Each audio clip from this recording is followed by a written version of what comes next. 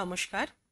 পশ্চিমবঙ্গ সমগ্র শিক্ষা মিশন বিদ্যালয় শিক্ষা বিভাগ পশ্চিমবঙ্গ সরকারের উদ্যোগে বাংলা শিক্ষা ক্লাসরুমে আপনাদের সকলকে স্বাগত। আমি সুদেষ্ণা রায়, সহশিক্ষিকা, Banipith girls higher secondary school.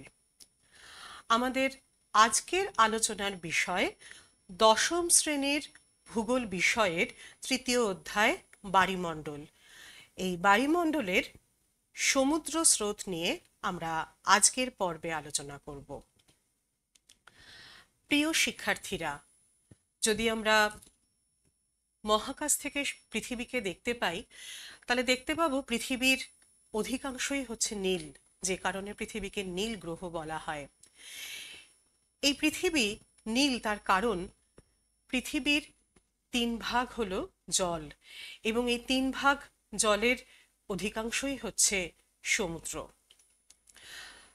সমুদ্রে আমরা কখনোই সমুদ্রকে স্থির দেখি না। সমুদ্র জলের চলাচল সবসময় অব্যাহত। এই চলাচল মূলত দুভাবে হয়ে থাকে। যদি আমরা এরকম একটা সরল রেখার কথা ভাবি, তাহলে এবং তার এক প্রান্ত যদি এ আর আরেক প্রান্ত যদি বি বিন্দু হয়, তাহলে সমুদ্র জলের জলকণার চলাচল খানিকটা এইভাবে। ধরা যাক এটি একটি জলকণা, জলবিন্দু। যখন সমুদ্র জলকণার চলাচল ঘটে, তখন জলকণাটি প্রথমে এভাবে উপরে ওঠে, তারপরে আবার নিচে নামে। অর্থাৎ দেখো, এই এ বিন্দু যেখানে জলকণাটি ছিল, সেখান থেকে সে ওপরে এবং নিচে, একবার ওপরে এবং আবার নিচে, এইভাবে চলাচলের মাধ্যমে সে সামনের দিকে ক্রমাগত এগিয়ে চলেছে। অর্থাৎ জলকণার উল্লম্ব চলাচল এবং অনুভূমিক চলাচল ঘটে চলেছে। এই সমুদ্র জলকণার এক বিন্দু থেকে পরবর্তী বিন্দুতে যে উল্লম্ব চলাচল, তাকে বলা হয় সমুদ্র তরঙ্গ, এবং এক বিন্দু থেকে পরবর্তী বিন্দুতে যে অনুভূমিক চলাচল, তাকেই আমরা বলে থাকি সমুদ্র স্রোত, ওশান কারেন্ট। এখন এই যে সমুদ্র স্রোত কেন সৃষ্টি হয়, এসো আমরা এক এক করে একটু আলোচনা করে নিই। আমরা জানি মহাকাশে পৃথিবী আছে। পৃথিবীকে কেন্দ্র করে চাঁদ পরিক্রমণ করছে। আবার এই যে পৃথিবী, চাঁদ, এই সমগ্র যে মহাজাগতিক বস্তুগুলো, তা সূর্যকে কেন্দ্র করে ঘুরে চলেছে। অর্থাৎ পৃথিবী, চাঁদ, সূর্য, মহাকাশের এই মহাজাগতিক যে বস্তুগুলি, সেগুলি পৃথিবীর ওপরে যে আকর্ষণ বল, তা কিন্তু সমানেই প্রযুক্ত হয়ে চলেছে। এবং এই প্রযুক্ত হওয়াই হচ্ছে এই যে সমুদ্র স্রোত সৃষ্টি হচ্ছে তার অন্যতম কারণ। কেন অন্যতম কারণ? কারণ চাঁদ এবং সূর্যের আকর্ষণ বল রয়েছে। তাহলে চাঁদ এবং সূর্যের যদি আকর্ষণ বল থাকে, তাহলে তা নিশ্চয়ই পৃথিবীর ওপরে, পৃথিবীর প্রত্যেকটা বস্তুর ওপরে সেটা তার আকর্ষণ বল প্রয়োগ করছে। যে সমুদ্রের কথা আমরা আলোচনা করছি, তা হচ্ছে তরল বস্তু। অর্থাৎ তা এই আকর্ষণ বলে খুব সহজেই প্রতিক্রিয়া করবে, এবং এই আকর্ষণের ফলে যে জায়গায় চাঁদ এবং সূর্যের একক অথবা যৌথ আকর্ষণ হচ্ছে, সেখানে সহজেই প্রতিক্রিয়া করছে। একটি মডেল তোমাদেরকে আমি দেখাচ্ছি, যেখানে হচ্ছে এটি হলো সূর্য, এবং এখানে পৃথিবী রয়েছে, এবং পৃথিবীকে কেন্দ্র করে কে ঘুরছে? পৃথিবীকে কেন্দ্র করে চাঁদ ঘুরে চলেছে, যেটা কিনা এইটা। এখন ধরো, যদি এরকম যদি হয় যে যেখানে সূর্য রয়েছে আর এই যে পৃথিবী রয়েছে, এর মাঝখানে চাঁদ থাকলো, খুব স্বাভাবিকভাবেই পৃথিবীর যে জলভাগ, তার ওপরে চাঁদ আর সূর্য উভয়ই আকর্ষণ করছে, এবং উভয়ে যদি আকর্ষণ করে তখন কি হবে, পৃথিবীর জলভাগ ফুলে উঠবে। অথবা যদি এরকম হয় যে চাঁদ এই দিকে চলে গেল, সেখানেও কিন্তু পৃথিবীর জলভাগের ওপরে একদিকে সূর্য একদিকে চাঁদ ক্রমাগত আকর্ষণ করবে। বা যদি চাঁদ এরকম জায়গায় চলে গেল, তখনও তো চাঁদ এবং সূর্য ভিন্ন ভিন্ন দিক থেকে হলেও পৃথিবীর জলভাগকে আকর্ষণ করছে।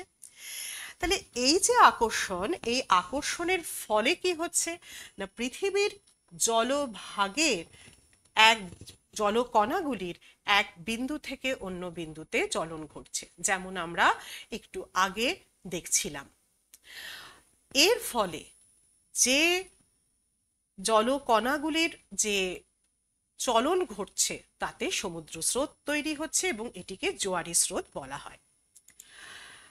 পৃথিবীর আবর্তন গতি আমরা জানি, পৃথিবী পশ্চিম থেকে পূর্ব দিকে আবর্তন করে চলেছে, এবং পৃথিবীর এই আবর্তনের ফলে পৃথিবীর এক ধরনের যে ঘূর্ণন শক্তি তৈরি হয়, যাকে আমরা বলি কোরিওলিস ফোর্স। এই কোরিওলিস ফোর্সের ফলে কি হয় না, পৃথিবীর ওপরের যা বস্তু তাও কিন্তু একটা গতি পায়। কিরকম ভাবে, দেখো তোমাদের জন্য আমি একটা গ্লোব নিয়ে এসেছি। এই গ্লোবে আমরা এই গ্লোবটাকে যদি আমরা এই যে দেখো, পৃথিবী পশ্চিম থেকে পূর্ব দিকে ঘুরছে, এবং আমি যদি এরকম ভাবে ঘুরিয়ে দিই, দেখো আমি হাত সরিয়ে নিয়েছি, গ্লোবটা কিন্তু দেখো সমানে ঘুরে চলেছে, অর্থাৎ এর মধ্যে একটা ঘূর্ণন শক্তি তৈরি হয়ে গেছে। খুব স্বাভাবিকভাবেই এই গ্লোবের ওপরে, গ্লোবকে ঘিরে যে এই যে জলভাগগুলো রয়েছে, তাহলে তার সেই জলভাগের ওপরেও তখন একটা ঘূর্ণন শক্তি তৈরি হয়ে যাচ্ছে।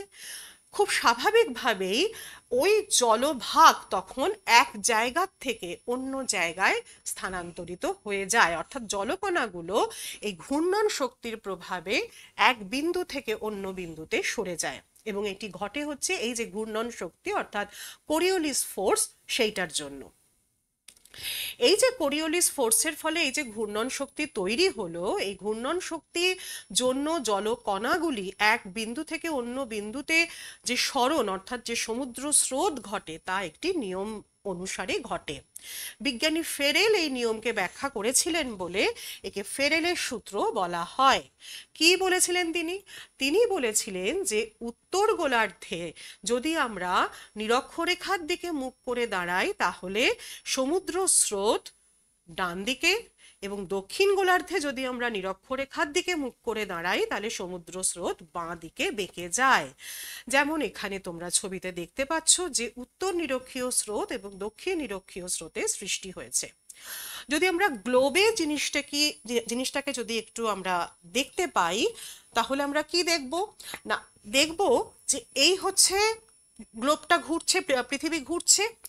এই অবস্থায় যদি এই দিকে যদি আমাদের যেহেতু এরম ভাবে ঘুরছে, তাহলে আমাদের উত্তর গোলার্ধে যখন আমরা আছি, তখন আমি যদি আমার দেখো এই যে পেনের মুখটাকে আমি যখন এদিকে করছি, তাহলে উত্তর গোলার্ধের বায়ুটা, উত্তর গোলার্ধের যে সমুদ্র স্রোত, সেটা কি হচ্ছে এই দিকে ডান দিকে বেঁকে যাচ্ছে।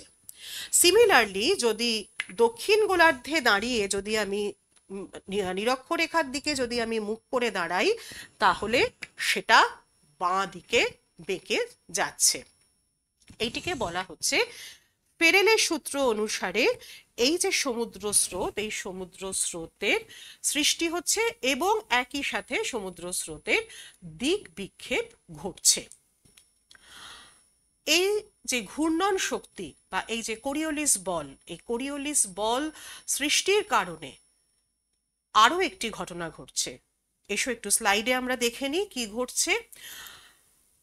এই যে পৃথিবী ঘুরছে, তার ফলে ঠিক নিরক্ষরেখা বরাবর পৃথিবীর গতি সবচেয়ে বেশি হচ্ছে, এবং এই গতিকে অনুসরণ করে একটি স্রোত তৈরি হয়, এর নাম হচ্ছে নিরক্ষীয় প্রতিস্রোত। এই নিরক্ষীয় প্রতিস্রোত নিরক্ষরেখা বরাবর প্রবাহিত হয়। অর্থাৎ পৃথিবীর আবর্তন গতির কারণে সমুদ্র স্রোত সৃষ্টি, সমুদ্র স্রোতের দিক বিক্ষেপ এবং নিরক্ষীয় প্রতিস্রোত তৈরি হওয়া, এই ঘটনাগুলি ঘটছে। নিয়ত বায়ুপ্রবাহ, আমরা জানি যে পৃথিবীর যে বিভিন্ন যে তাপ বলয়গুলো রয়েছে, এই তাপ বলয়গুলিকে কেন্দ্র করে বিভিন্ন চাপ বলয় তৈরি হয়। কিরকম? নিরক্ষীয় অঞ্চলে নিরক্ষীয় নিম্নচাপ বলয়, ক্রান্তীয় অঞ্চলে কর্কটীয় মকরীয় উচ্চচাপ বলয়, এবং তারপরে মেরুবৃত্ত প্রদেশীয় নিম্নচাপ বলয়, এবং একদম দুই মেরু অঞ্চলে দুটি উচ্চচাপ বলয়। এবং এই যে উচ্চচাপ এবং নিম্নচাপ বলয়ের যে সারি, এই উচ্চচাপ নিম্নচাপ বলয়কে কেন্দ্র করে বা উচ্চচাপ বলয় থেকে নিম্নচাপ বলয়ের দিকে বায়ু প্রবাহিত হয়। সারা বছর ধরে 3 ধরনের বায়ু হয় প্রবাহিত। ক্রান্তীয় উচ্চচাপ বলয় থেকে নিরক্ষীয় নিম্নচাপ বলয়ের দিকে আয়ন বায়ু, ক্রান্তীয় উচ্চচাপ বলয় থেকে মেরুবৃত্ত প্রদেশীয় নিম্নচাপ বলয়ের দিকে পশ্চিমা বায়ু, এবং মেরু অঞ্চলে যে উচ্চচাপ আছে সেখান থেকে আবার মেরু বায়ু প্রবাহিত হয়। এখন এই যে বায়ু প্রবাহ, এই বায়ু প্রবাহগুলো এই বিভিন্ন অঞ্চলে বিভিন্ন স্রোত তৈরির ক্ষেত্রে একটি প্রধান ভূমিকা নেয়। কেন না, কারণ এই নিয়ত বায়ু প্রবাহ, অর্থাৎ যা কিনা সারা বছর ধরে একটি নির্দিষ্ট দিকে নির্দিষ্ট অভিমুখে প্রবাহিত হচ্ছে, সেই বায়ুগুলো খুব স্বাভাবিকভাবেই বিভিন্ন যে অক্ষাংশীয় অঞ্চল সেখানে বিভিন্ন সমুদ্র স্রোত সৃষ্টিতে প্রধান ভূমিকা নেয়। কতগুলো উদাহরণ তোমাদের সামনে এখানে চার্টের মাধ্যমে আমরা দেখিয়েছি। সমুদ্র স্রোত সৃষ্টির ক্ষেত্রে অক্ষাংশগত অবস্থানের একটি বিশেষ ভূমিকা রয়েছে, কারণ অক্ষাংশগত অবস্থান উষ্ণতাকে প্রভাবিত করে। তোমরা ছবিতে দেখতেই পাচ্ছ যে আমরা জানি সূর্য নিরক্ষীয় অঞ্চলে বা ক্রান্তীয় অঞ্চলে লম্বভাবে কিরণ দেয়, কিন্তু মেরু অঞ্চলে সূর্য দেখো তির্যকভাবে কিরণ দিয়েছে, যেরকম আমরা এখানে দেখতে পাচ্ছি। তো খুব স্বাভাবিকভাবেই যে এই যে নিরক্ষীয় অঞ্চল যেখানে কিনা সূর্য সারা বছর লম্বভাবে কিরণ দেয়, বা এই যে 23.5 ডিগ্রি উত্তর এবং 23.5 ডিগ্রি দক্ষিণ অক্ষরেখা যেখানে কিনা বছরের দুটো নির্দিষ্ট সময় সূর্য লম্বভাবে কিরণ দেয়, খুব স্বাভাবিকভাবে এই অঞ্চলে সূর্যের যে তাপ সেটা অনেক বেশি থাকে, এবং সূর্যের তাপ যদি বেশি থাকে তাহলে সেই অঞ্চলের স্থলভাগ এবং জলভাগ তার উষ্ণতাও অনেক বেশি হবে। এবং উষ্ণতা যদি বেশি হয় তাহলে সেই অঞ্চলে কি হবে? বাষ্পীভবন ঘটবে, এবং বাষ্পীভবন ঘটার ফলে তাহলে সেই অঞ্চলের জলের যে ঘনত্ব সেটা কমে গেল। তখন সেই অঞ্চলের দিকে কি হবে, যে সেই অঞ্চলে দেখো সেই অঞ্চল থেকে পৃষ্ঠস্রোত প্রবাহিত হচ্ছে, এবং সেই অঞ্চলের দিকে অপেক্ষাকৃত ঠান্ডা জল অন্তঃস্রোত রূপে প্রবাহিত হবে। অর্থাৎ যেখান থেকে বাষ্পীভবন ঘটছে সেখানে জলের যে চাহিদা তৈরি হচ্ছে, জলের পরিমাণের যে স্বল্পতা ঘটছে, সেই স্বল্পতাকে পূরণ করার জন্য অন্য জায়গা থেকে অন্তঃস্রোত এসে প্রবাহিত হবে।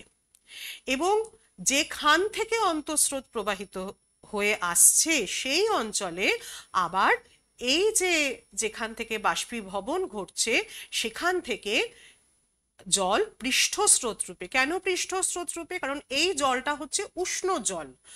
এই যে 20 ডিগ্রি থেকে যে কারণে 70 ডিগ্রি উত্তর অক্ষরেখার দিকে অপেক্ষাকৃত উষ্ণ জল সেটা প্রবাহিত হয়ে যাচ্ছে। সমুদ্র জলের লবণতা, সমুদ্র জলের লবণতা কিন্তু সমুদ্র স্রোত তৈরির ক্ষেত্রে অন্যতম একটি বিশেষ ভূমিকা নেয়।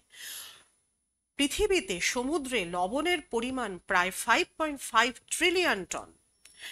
এবং লবণতা বলতে কি বোঝায় না, নির্দিষ্ট পরিমাণ জলে উপস্থিত দ্রবীভূত লবণের যে কেন্দ্রীভবন, এই দ্রবীভূত যে লবণ, সেই লবণতা যে নির্ণয় সেটাকে তার একটা সূত্র রয়েছে। এবং তোমরা দেখতেই পাচ্ছ যে সেখানে একটা ধ্রুবককে ধরে নেওয়া হয়। তোমরা যখন আরো এই বিষয়ে বিস্তারিত পড়বে বা তোমাদের যে বায়ুমণ্ডল যে অধ্যায় রয়েছে সেখানে সমুদ্র জলের যে লবণতা রয়েছে সেখানে এই বিষয়ে বিস্তারিত আলোচনা আছে। এবং এই ধ্রুবকের সাথে ক্লোরাইড আয়নের যে পরিমাণ তাকে গুণ করে এই লবণতা নির্ণয় করা হয়। তাহলে লবণতা কিভাবে সমুদ্র যে স্রোত সেটা সৃষ্টিতে প্রভাব বিস্তার করছে?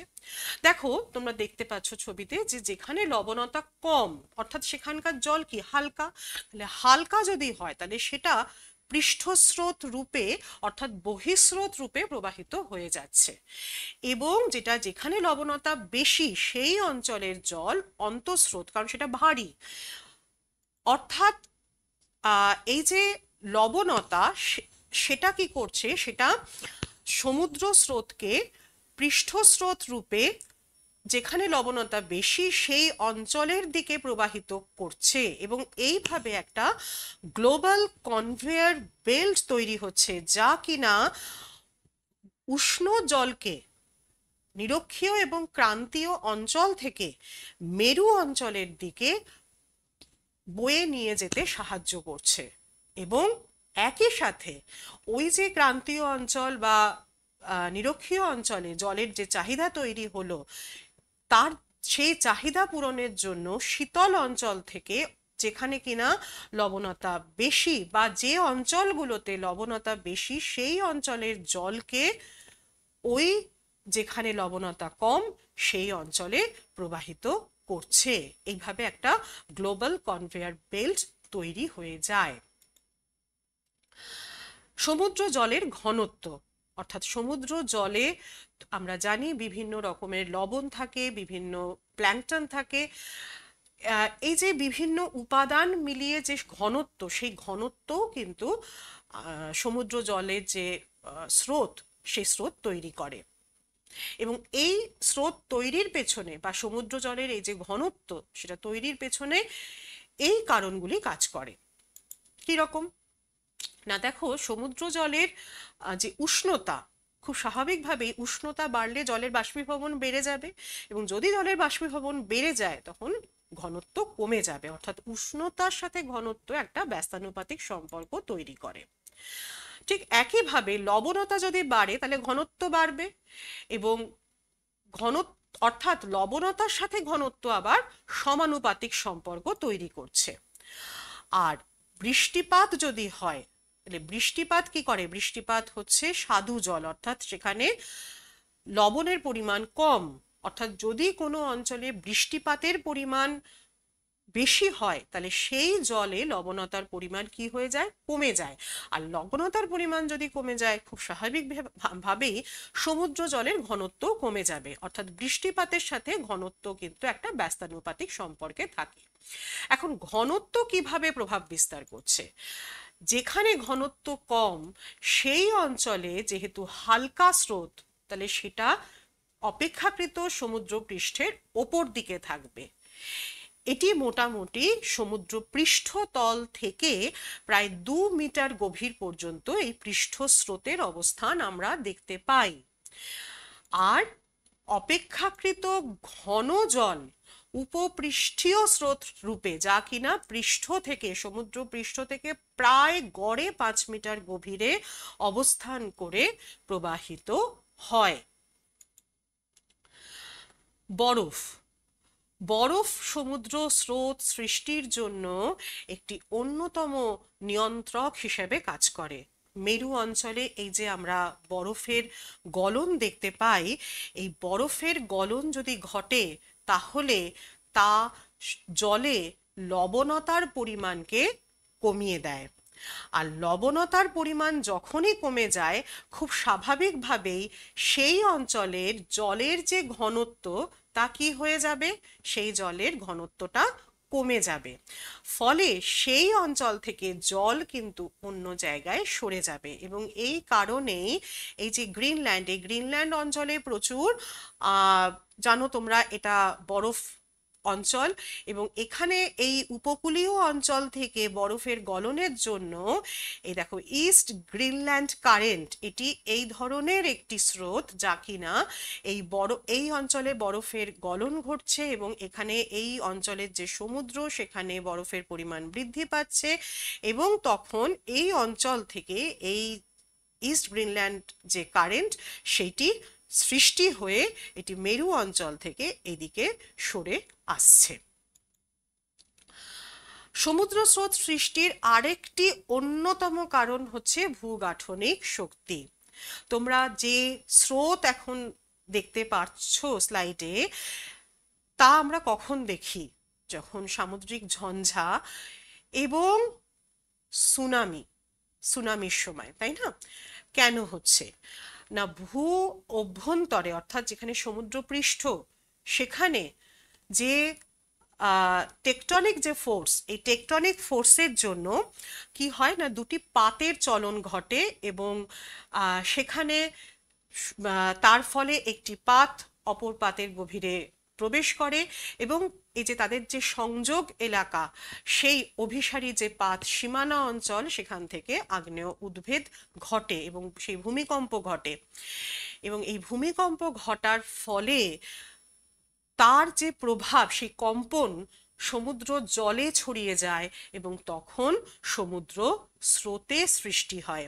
এবং এই সমুদ্র স্রোতের যে গতি, যে শক্তি এবং যে উচ্চতা, তা সবই স্বাভাবিক যে সমুদ্র স্রোত তার থেকে অনেক বেশি থাকে, এবং তাকেই আমরা সুনামি হিসাবে দেখতে পাই। সমুদ্র স্রোত নতুন করে সৃষ্টির ক্ষেত্রে এবং সমুদ্র স্রোতের দিক বিক্ষেপের ক্ষেত্রে উপকূল রেখার যে আকৃতি, তা একটি বিশেষ ভূমিকা নেয়। এসো একটু উদাহরণের সাহায্যে বিষয়টিকে বোঝাই। দেখো, তোমরা ছবিতে দেখতে পাচ্ছ, তোমরা বাঁ দিকে যে ছবিটি দেখতে পাচ্ছ, এখানে এটি হচ্ছে দক্ষিণ আমেরিকা, এবং এটি হচ্ছে আফ্রিকা, এটা উত্তর আমেরিকা, এবং এটি হচ্ছে আটলান্টিক মহাসাগর। এই আটলান্টিক মহাসাগরের এই দক্ষিণ আটলান্টিক মহাসাগর দিয়ে প্রবাহিত হচ্ছে দক্ষিণ নিরক্ষীয় স্রোত, এবং এটি পূর্ব থেকে পশ্চিম দিকে প্রবাহিত হচ্ছে। এটি ব্রাজিলের এই অংশটিতে এসে ধাক্কা খাচ্ছে, এবং ধাক্কা খাওয়ার পরে দেখো যেটা হচ্ছে কি, এটি দুটো ভাগে ভাগ হয়ে যাচ্ছে। দক্ষিণ অংশটি এই যে ব্রাজিল স্রোত নামে দক্ষিণ দিকে চলে যাচ্ছে, এবং উত্তরের দিকে চলে যাচ্ছে গিয়ানা স্রোত নামে, এটি উত্তরে। অর্থাৎ দেখো, একটা দক্ষিণ নিরক্ষীয় স্রোত এইখানে এই উপকূল রেখার অবস্থানের জন্য এবং এই উপকূলকে অনুসরণ করে এইভাবে একটি ব্রাজিল স্রোত এবং আরেকটি হচ্ছে গিয়ানা স্রোত তৈরি হচ্ছে। একইভাবে দেখো, এটি হচ্ছে ভারত মহাসাগর, এবং এই ভারত মহাসাগরে এটি হচ্ছে সেই দক্ষিণ নিরক্ষীয় স্রোত, এবং এই দক্ষিণ নিরক্ষীয় স্রোত এখানে যে মাদাগাস্কার যে অঞ্চলটি রয়েছে, এই অঞ্চলে এসে একটা এইদিকে আগুলহাস স্রোত নামে এবং আর একটা হচ্ছে মাদাগাস্কার বা মোজাম্বিক স্রোত নামে দুভাগে ভাগ হয়ে যাচ্ছে। এই দুভাগে ভাগ হওয়ার অন্যতম কারণ কিন্তু এই অঞ্চলে এই যে মাদাগাস্কার যে দ্বীপ, তার অবস্থান। আমরা পরবর্তী যে কারণটি আলোচনা করব সেটি হচ্ছে ঋতুগত বৈচিত্র্য। এই ঋতুগত বৈচিত্র্যের প্রভাব মূলত ক্রান্তীয় এবং উপক্রান্তীয় অঞ্চলে সবচেয়ে বেশি দেখা যায়। অর্থাৎ সমুদ্র স্রোত সৃষ্টির ক্ষেত্রে উপক্রান্তীয় এবং ক্রান্তীয় অঞ্চলের যে জলবায়ুগত বৈচিত্র্য বা যে বৈশিষ্ট্য, তা সবচেয়ে বেশি প্রভাব বিস্তার করে। কি রকম? দেখো, এই যে ছবিটা তোমরা দেখতে পাচ্ছ, এইখানে দেখো, এই যে অ্যারোটা তোমরা দেখতে পাচ্ছ, এই অ্যারোটার অভিমুখ হচ্ছে দক্ষিণ পশ্চিম থেকে উত্তর পূর্ব দিকে, এবং এটি হচ্ছে গ্রীষ্মকালীন সময়। অর্থাৎ যে মৌসুমী যে বায়ু, দক্ষিণ পশ্চিম থেকে আগত যে মৌসুমী বায়ু, তার প্রভাবে এই যে স্রোত অর্থাৎ ইস্ট ইন্ডিয়া কোস্টাল কারেন্ট, এটি তৈরি হচ্ছে, এবং এর অভিমুখ কোন দিক থেকে কোন দিকে না, দক্ষিণ পশ্চিম থেকে উত্তর পূর্ব দিকে। এবং একই কারণে আরব সাগরে ওয়েস্ট ইন্ডিয়া কোস্টাল কারেন্ট তৈরি হচ্ছে, যা কিনা এটা উত্তর পশ্চিম থেকে দক্ষিণ পূর্ব অভিমুখী হচ্ছে।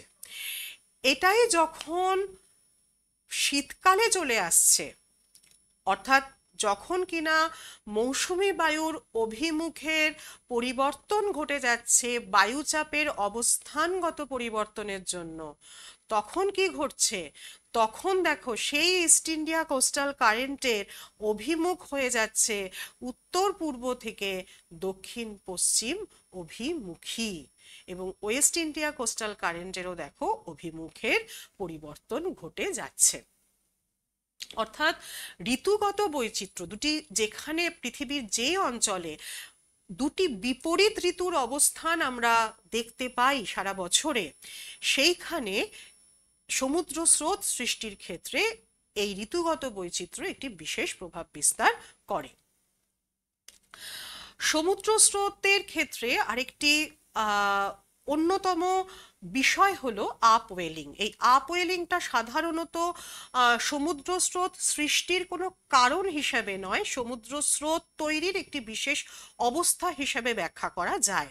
কিরকম না, যখন মূলত এই যে সি ফ্লোর অর্থাৎ যে সোপান ও ঢাল অঞ্চল তা যদি অত্যন্ত খারাপভাবে অবস্থান করে, এবং যদি সমুদ্র জলের গভীরতা এবং যে পৃষ্ঠ অঞ্চল এই দুটির মধ্যে যদি লবণতা এবং তার ঘনত্বের যদি একটা সাডেন একটা যদি হঠাৎ কোনো পরিবর্তন ঘটে, তখন হঠাৎ করে সমুদ্র স্রোতের উল্লম্ব চলন ঘটে তা তারপরে অনুভূমিকভাবে ছড়িয়ে পড়ে, যেরকম তোমরা এখানে দেখতে পাচ্ছ।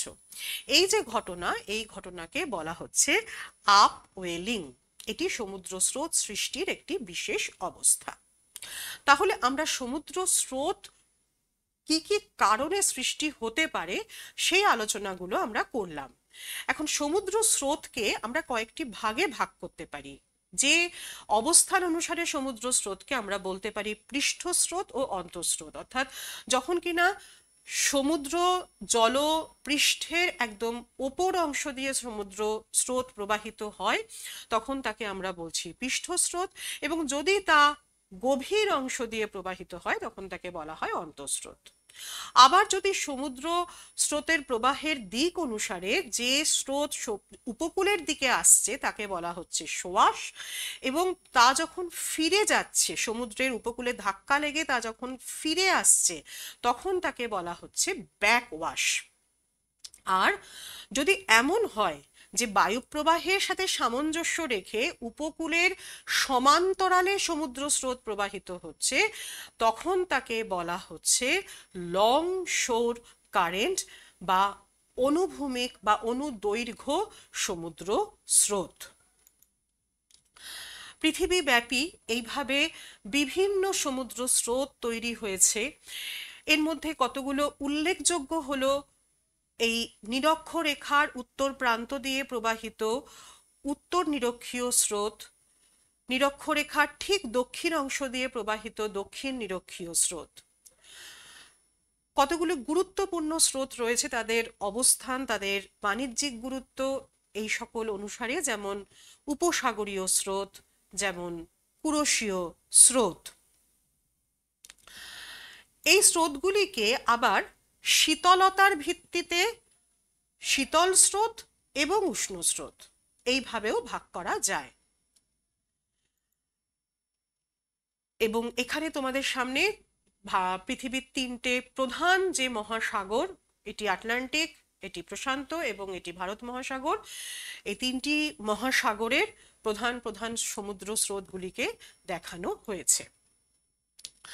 সমুদ্র স্রোত যখন তৈরি হয় তখন বায়ুপ্রবাহ, স্থানীয় বায়ুপ্রবাহের কারণে অনেক সময় একটি ঘূর্ণনের বায়ুরও একটা ঘূর্ণনের সৃষ্টি হয়, এবং সেই বায়ুর ঘূর্ণনের সাথে সামঞ্জস্য রেখে বা বায়ু প্রবাহের সাথে সামঞ্জস্য রেখে সমুদ্র স্রোতের একটি ঘূর্ণনের সৃষ্টি হয় যাকে বলা হয় জায়ার।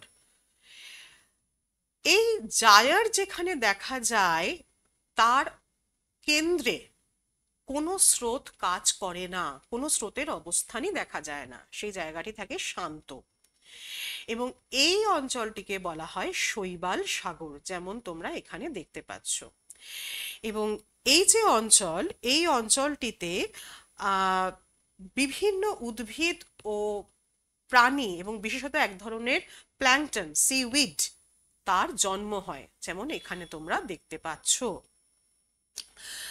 অন্যতম একটি শৈবাল সাগর হলো যেটা এই ছবিতে এখানে দেখানো হয়েছে, এটি আটলান্টিক মহাসাগরে, উত্তর আটলান্টিক মহাসাগরে অবস্থিত। এবং এর যদি আমরা অক্ষাংশ দ্রাঘিমাংশগত সীমানা বলি, তাহলে এটি দক্ষিণে এই অঞ্চলটা হচ্ছে 20 ডিগ্রি নর্থ, ওপরে 40 ডিগ্রি নর্থ পর্যন্ত, এবং পূর্ব দিকে 35 ডিগ্রি ওয়েস্ট, এবং পশ্চিমে প্রায় 75 ডিগ্রি ওয়েস্টের এই এই যে জায়গাটুকু, এইটার মধ্যে এটার অবস্থান এখানে দেখা যায়। এবং এই যে অঞ্চলটা, এই অঞ্চলটাতে আমরা পৃথিবীর মানে অন্যতম বেশ কিছু শৈবাল, ছত্রাক, এগুলির অবস্থান এখানে দেখতে পাই। এবং এখানে উপসাগরীয় স্রোত, এই অঞ্চলে আছে উপসাগরীয় স্রোত, ক্যানারি স্রোত, উত্তর নিরক্ষীয় স্রোত, এই স্রোতগুলির ঘূর্ণন বলয়ের কেন্দ্রে এর অবস্থান দেখা যায়। এবং এই যে শৈবাল সাগর, এই শৈবাল সাগরে যে ছত্রাকগুলি দেখা যায়, সেগুলির কিন্তু যে পুষ্টিগুণ, সেগুলি খুবই তার অত্যন্ত বেশি পুষ্টিগুণ সম্পন্ন। সমুদ্র সম্পর্কে একটা কথা রয়েছে, ওয়াটার ওয়াটার এভরিওয়্যার, নর এনি ড্রপ টু ড্রিঙ্ক, অর্থাৎ সমুদ্র জলের এতটুকু কোনো পানযোগ্য নয়। তাহলে এই যে এত বিশাল যে জলরাশি, কি কোনো কাজেই লাগে না? সমুদ্র স্রোত, এই সমুদ্র স্রোতের অনেকগুলি প্রভাব রয়েছে। কিন্তু দেখো, আমরা কতগুলো প্রভাবকে এখানে তালিকাবদ্ধ করতে পেরেছি, এসো একটু দেখে নিই সেগুলো কিরকম। যেখানে উষ্ণ স্রোত এবং শীতল স্রোত এসে মিলিত হচ্ছে, যেমন এখানে দেখতে পাচ্ছ এই উত্তর আমেরিকা, এখানে নিউ ফাউন্ডল্যান্ড, এখান থেকে আসছে শীতল ল্যাব্রাডর স্রোত, আর এখানে হচ্ছে উপসাগরীয় স্রোত, উষ্ণ উপসাগরীয় স্রোত। এই উষ্ণ উপসাগরীয় স্রোতের প্রভাবে এই যে শীতল ল্যাব্রাডর স্রোত, ও কি করে না, ও এই মেরু অঞ্চল থেকে অনেক বরফকে গলিয়ে নিয়ে আসে। এই বরফকে যখন ও প্রবাহিত করে নিয়ে আসছে, তখন এই উষ্ণ উপসাগরীয় স্রোতের প্রভাবে সেই বরফগুলো গলে যায়, এবং সেখানে যে অবক্ষেপণ ঘটে, সেই অবক্ষেপণের দ্বারা এখানে এক ধরনের, এবং এই অঞ্চলে কিন্তু এই জায়গাটাতে রয়েছে কানাডীয় শিল্ড অঞ্চল, অর্থাৎ এইখানে যে মহীসোপান তা অত্যন্ত অগভীর এবং এবড়োখেবড়ো, ফলে এই অঞ্চলে ওই প্রবাহিত যে বস্তুগুলো, সেগুলো উষ্ণ উপসাগরীয় স্রোতের প্রভাবে গলে গিয়ে এই অঞ্চলে জমা হয়, এবং জমা হয়ে মগ্ন চড়ার সৃষ্টি করে। মগ্ন চড়াগুলি হচ্ছে পৃথিবীর অন্যতম মৎস্যক্ষেত্র, বাণিজ্যিক মৎস্যক্ষেত্র হিসেবে গড়ে ওঠে। এবং একইভাবে যখন এই উষ্ণ স্রোত এবং শীতল স্রোত এসে মিলিত হয়, তখন তাদের মধ্যে একটা প্রাচীর তৈরি হয়ে যায়, অর্থাৎ এই উষ্ণ স্রোতের প্রভাবে শীতল স্রোত বাহিত পদার্থগুলি বা এর যে মিলন স্থল, এইখানে একটা পাঁচিলের মতন কাজ করে। এবং এই যে অঞ্চলটি, এই দেখো এখানে একটা কোল্ড ওয়াল তৈরি হয়ে যায়, এই যে যেখানে আমি অ্যারোটি দেখাচ্ছি, এই অঞ্চলে এই হিমপ্রাচীর গঠিত হয়। এবং যদি আমরা বিশ্বের যে জলবায়ু, তার উপরে যদি আমরা সমুদ্র স্রোতের প্রভাবগুলি দেখি, তাহলে উষ্ণ স্রোত এবং শীতল স্রোতের যেখানে সংযোগ ঘটে, বিশেষত সেই অঞ্চলে ঘন কুয়াশা তৈরি হয়ে যায়। উষ্ণ যে সমুদ্র স্রোত, তা বাষ্পীভবনের মাধ্যমে বৃষ্টিপাত ঘটাতে সাহায্য করে। যখন কিনা সমুদ্র জলে বায়ুচাপগত পার্থক্য, সমুদ্র জলপৃষ্ঠের ওপরে বায়ুচাপগত পার্থক্য দেখা যায়, বা সমুদ্র জলের ক্ষেত্রে যখন লবণতা ঘনত্বের পার্থক্য দেখা যায়, তখন সামুদ্রিক যে জলোচ্ছ্বাস, যে ঝড় ঝঞ্ঝা, সেইগুলো আমরা দেখতে পাই। এবং যেটা একটা খুব গুরুত্বপূর্ণ, এল নিনো এবং লা নিনা। এই এল নিনো এবং লা নিনা সমুদ্রের উষ্ণতাজনিত কারণের একটি অন্যতম গুরুত্বপূর্ণ অধ্যায়, যা কিনা 2 থেকে 7 বছর অন্তর আমরা দক্ষিণ আমেরিকার পশ্চিম উপকূল অঞ্চলে দেখতে পাই। তোমরা এইখানে যে ছবিটি দেখতে পাচ্ছ, দেখো এইখানে এই অঞ্চলটিতে খেয়াল করো যে এখানে কিন্তু আমাদের যে উষ্ণতা, সেই উষ্ণতা এই অঞ্চলে খুব বেশি নয়, এটি স্বাভাবিক অবস্থায়। যখন কিনা এলনিনো অবস্থা ঘটে, মূলত গ্লোবাল ওয়ার্মিং এটার অন্যতম একটি কারণ, আরও অন্যান্য কারণ রয়েছে, এবং তার ফলে সমুদ্র জলপৃষ্ঠ সেটি অধিক উষ্ণ হয়ে যায়, এবং এই অধিক উষ্ণ হয়ে যাওয়ার কারণে এখানে দেখো এই যে অঞ্চলটি, এটি হচ্ছে এশিয়ার পূর্ব অঞ্চল। অর্থাৎ এই উষ্ণ স্বাভাবিক অবস্থায় এই উষ্ণ যে স্রোত, তা এই এশিয়ার পূর্ব দিকের যে অঞ্চল সেখানে বৃষ্টিপাত ঘটাতে সাহায্য করছে।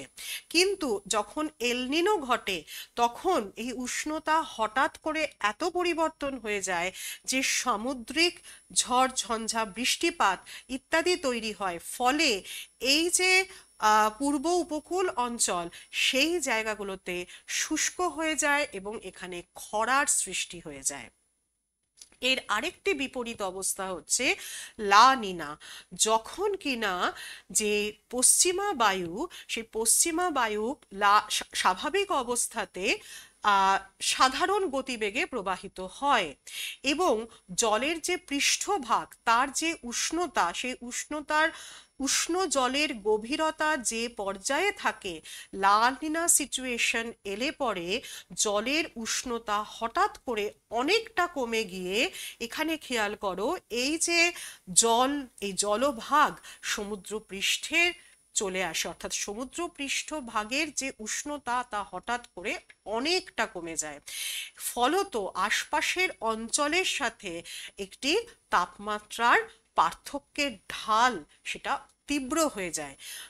খুব স্বাভাবিকভাবেই পশ্চিমা বায়ু শক্তিশালী হয়ে ওঠে এবং ও তখন বৃষ্টিপাতের পরিমাপ বাড়িয়ে দেয়।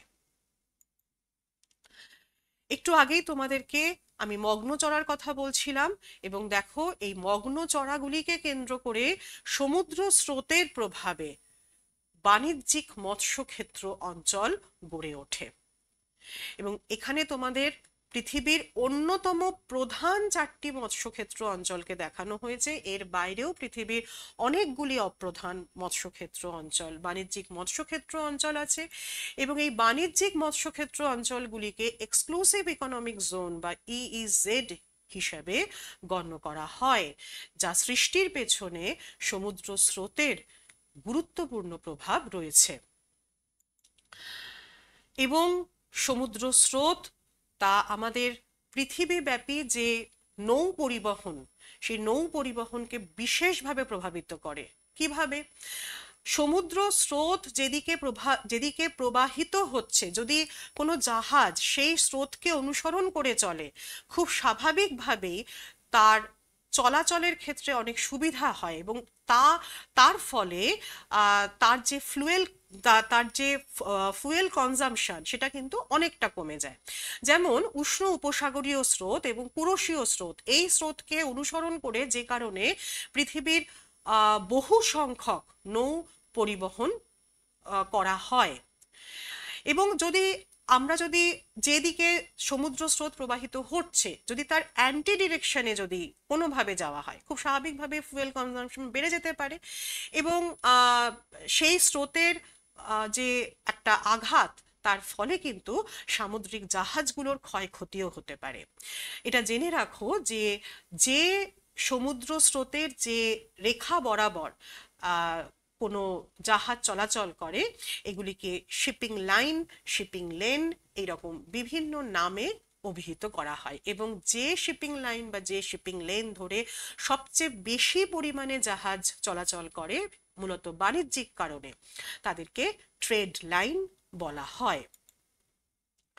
সমুদ্র স্রোতের কারণে আরও একটি ঘটনা আমরা আরো একটি প্রভাব আমরা সমুদ্র স্রোতের দেখতে পাই, সামুদ্রিক ভাস্কর্য গঠন।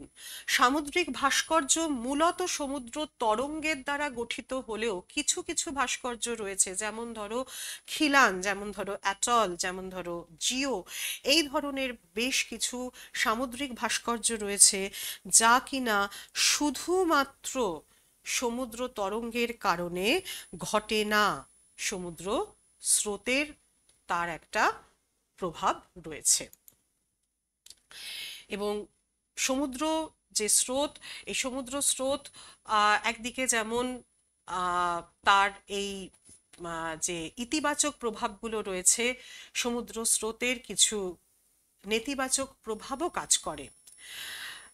যেমন বলছিলাম যে এখন যেভাবে আমাদের যে পলিউশন বা যে দূষণ বেড়েছে, বিভিন্ন জায়গাতে যে সামুদ্রিক যে তেল আহরণ, এই সামুদ্রিক তেলের যে খনি কোনো কারণে তা যদি সেখান থেকে যদি কোনো কারণে লিক হয়, অর্থাৎ সমুদ্রের তেল যদি মিশে যায়, খুব স্বাভাবিকভাবেই সমুদ্র স্রোতের দ্বারা তা এক জায়গা থেকে অন্য জায়গায় ছড়িয়ে পড়ে। অর্থাৎ সামুদ্রিক দূষণ এই সমুদ্র স্রোতের মাধ্যমেই বৃদ্ধি পায়। আবার যদি এরকম হয় যে এই যে কোনো একটি জায়গার যে সামুদ্রিক যে ইকোসিস্টেম, যখন ঝড় ঝঞ্ঝা ইত্যাদিগুলো ঘটে, তখন সেই সামুদ্রিক ইকোসিস্টেমকে কিছুটা বিঘ্ন করার জন্য এই সমুদ্র স্রোত দায়ী হয়ে থাকে। সমুদ্র স্রোতের বিভিন্ন বিষয়কে পরিমাপের জন্য বহু যন্ত্র এবং প্রযুক্তি রয়েছে।